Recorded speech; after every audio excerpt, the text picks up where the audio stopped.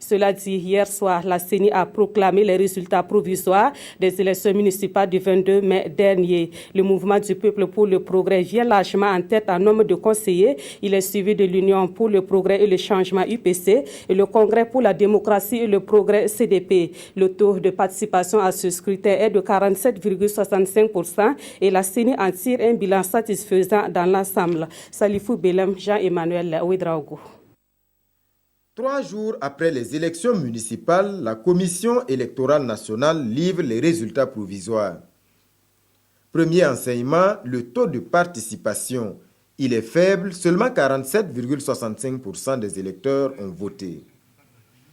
Au plan national, sur 19 212 sièges, 18 955 ont effectivement été attribués. Le mouvement du peuple pour le progrès se taille la part du lion avec 11 167 sièges. L'Union pour le progrès et le changement arrive en deuxième position avec 3 051 sièges.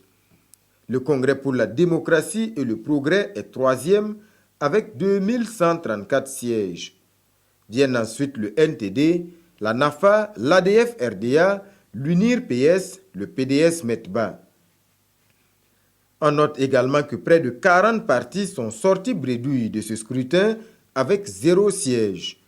Ces élections marquent le parachèvement du processus démocratique après la transition et le retour des conseils municipaux. Que de chemin parcouru, que de péripéties vécues, mais le train est visiblement en train d'arriver à destination avec la tenue dimanche dernier des élections municipales dont nous proclamons les résultats en ce moment.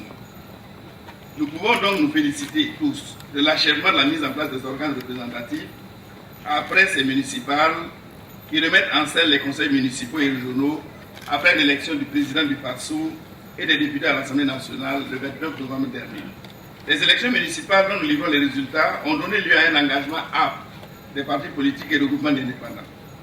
Dans la plus grande partie des 368 communes, les règles de l'état de droit ont été observées dans le cadre de la compétition électorale.